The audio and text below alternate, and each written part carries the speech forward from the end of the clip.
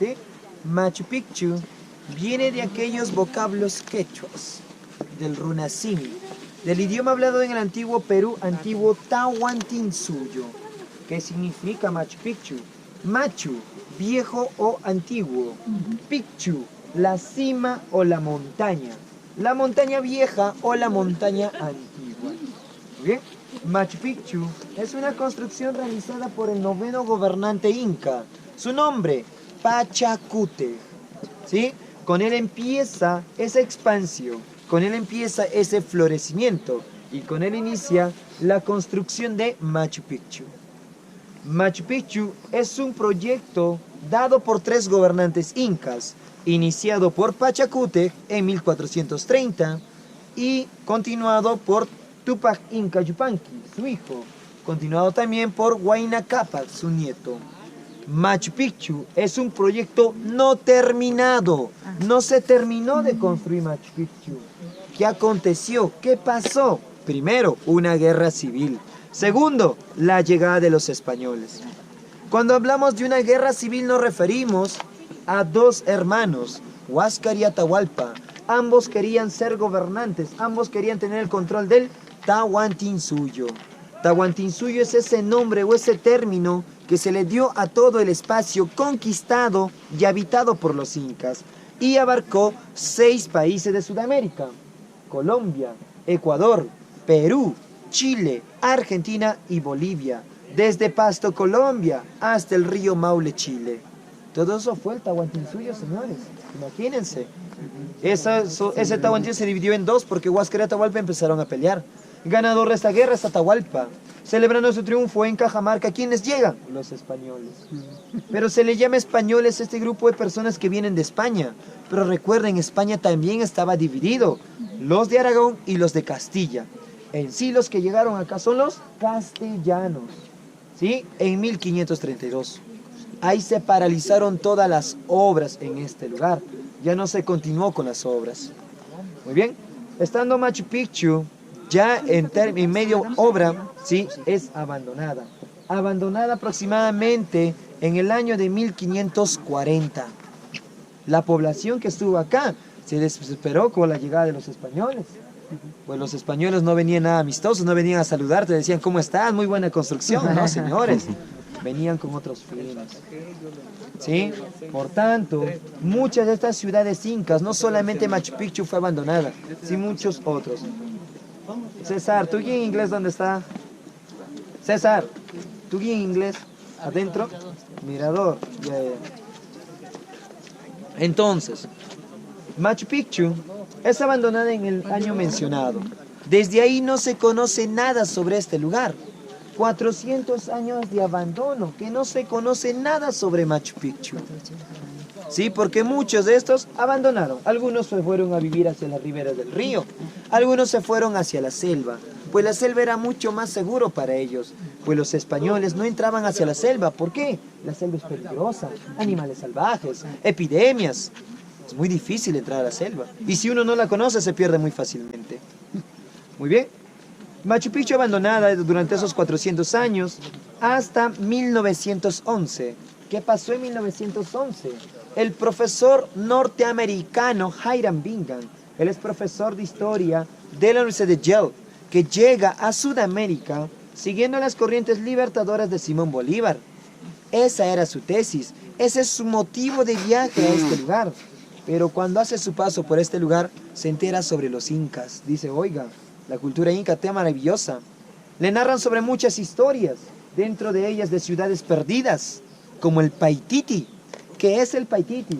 Supuestamente una ciudad totalmente hecha de oro. Algunos le llaman El Dorado. Empezaron a buscar muchos de ellos. Hiram Bingham igualmente parte desde el Cusco por un camino de herradura. Hoy en día son las vías del tren. Al frente vemos la montaña Huayna Picchu. Huayna significa joven. Picchu montaña, la montaña joven. Atrás de esta montaña hay un sector que se llama Mandor, Mandorpampa. Los que vinieron caminando lo encontraron como los jardines de Mandor o las cataratas de Mandor. En ese lugar, Hiram Bingham se entrevista con el señor Melchor Artiaga. Él es un campesino de la zona. Campesino que le ofrece a Hiram Bingham tesoros. Jairam Binga, ¿usted quiere tesoros? Y él le dice que sí. Ni corto ni perezoso, él le dice que le lleve donde había esos tesoros. Una mañana del 24 de junio de 1911, Jairam Binga sube a este lugar y se da con una sorpresa. ¿Cuál es la sorpresa? Que va encontrando a dos familias habitando aquí. Oiga, ¿ellos eran incas? No, señores. Estas familias no eran incas. Estas personas eran personas que vivían allá, en la ribera del río. Pero por no pagar impuestos al gobierno peruano, vivían en las partes altas. No obstante, Jairam Binga deja de lado estas familias y tal como vemos hoy en día Machu Picchu no fue encontrado. Estamos hablando de 400 años de abandono. Simple hecho, continúa en ese bosque que vaya continuando en toda esta parte de la montaña. Estaba cubierto por la vegetación. ¿Qué hace Jairam Binga? Lo primero, saca fotografías. Fotografías que se lleva Yale a Estados Unidos. Ahí las presenta en los diferentes diarios. En la revista National Geographic toma interés y dice, oiga señor, ¿de dónde son estas fotos? Y él dice, del Perú. En 1912, Jairam Binga retorna al Perú. Pero en esta vez ya no viene por su tesis, sino viene por Machu Picchu. Pide permiso al gobierno peruano. El gobierno peruano le otorga el permiso. Le da el permiso. Muy bien. Durante 5 años, Jairam Binga se quedó al cargo de este lugar. Concluyendo él en sus hipótesis que este lugar se llamaba Vilcabamba. Y se hizo llamar así en Estados Unidos. Se hizo llamar como el descubridor de la última ciudad perdida de los incas, Vilcabamba. Conocedores en el Cusco, conocedores que vivían alrededor decían, señor, te estás equivocando. Este lugar que tú mencionas no es Vilcabamba. Vilcabamba está mucho más al fondo. Efectivamente, Vilcabamba se encuentra en la selva. Y él dice, entonces, ¿cómo se llama este lugar? Ustedes deben saber. Bueno, la verdad de esa ciudadela no sabemos el nombre. Pero sí sabemos el nombre de la montaña, de nuestro Apu. Apu son entes protectores terrenales justamente representados por estas montañas. ¿Sí? Entonces, el nombre de la montaña era Machu Picchu. Es ahí que Jairam Binga utiliza ese nombre para ponerle el nombre a toda esta ciudadela inca. Pues el verdadero nombre no se conoce, no se sabe cuál es el verdadero nombre de esta ciudadela. Todos los nombres dados son simplemente hipótesis. Y el nombre de Machu Picchu a raíz de la montaña. Jairam Binga, ¿qué hizo en esos 5 años? Excavaciones. ¿Qué encontró? Momias, utensilios, cerámica, textiles. La pregunta del millón, ¿encontró oro? ¿Encontró plata? Según los registros de Jairam Binga, él no encontró objetos de plata, más que solo un brazalete de oro. Estamos hablando que son más de 3.000 hectáreas de construcción. ¿3.000? ¿Cuánto? 3.000 hectáreas de construcción. Hectáreas. ¿Sí? Imagínense. Y solamente encontró un brazalete de oro. Pero acá va el dato curioso. Que todos los objetos encontrados por Jairam Binga fueron puestos en 130 cajones. 130 cajones que salen en calidad de préstamo hacia Yale por un periodo de 18 meses. Donde lamentablemente el gobierno peruano nunca tuvo la sutileza, la delicadeza de abrir los cajones y revisar, muy bien, son cerámicas, muy bien, son textiles, y salieron los cajones cerrados. Pasaron 18 meses, pasaron 2 años, pasaron 5 años, pasaron 10, 20, 50, 100 años, señores. Las piezas incas no volvían. El gobierno peruano, cansado de esperar, inició un juicio. Juicio iniciado a Yale. Pero Yale, que dice, no, yo traje las piezas. No, fue Jairam Binga. El juicio va a Jairam Binga. Jairam Binga está muerto. Buscando culpables, el nieto de Jairam Binga cobraba derechos de autor de sus libros publicados. Así como se enriquecía, le dicen, muy bien, tendrás que tú asumir las consecuencias. Muy bien, de los cuales el gobierno peruano gana el juicio. Las piezas incas que están en Yale son divididas en 3 convoys.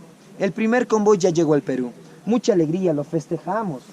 Cuando llegaron los cajones, abrimos los cajones y ¿qué había? Cerámica, sí, pero fragmentada. Momias profanadas, utensilios deteriorados. Todo lo que estuvo en un laboratorio, que fue manoseado, eso fue enviado. Faltan 2 convoys que vuelvan al Perú. Pero Yale, ¿qué nos dice? Yale nos dice, bueno, ya no hay más piezas incas. ¿Dónde están las piezas incas? Repartidas por todo el mundo. coleccionistas de diferentes índoles tienen estas piezas incas que seguramente ya no vuelven al Perú. Por tanto, a Hiram Bingham, aquí nosotros que somos guías locales de este lugar, no lo llamamos descubridor. Porque descubridor es aquella persona que llega por primera vez. Él no lo hizo. Porque 9 años antes que él estuvo Agustín Lizárraga, cusqueño, peruano, arqueólogo.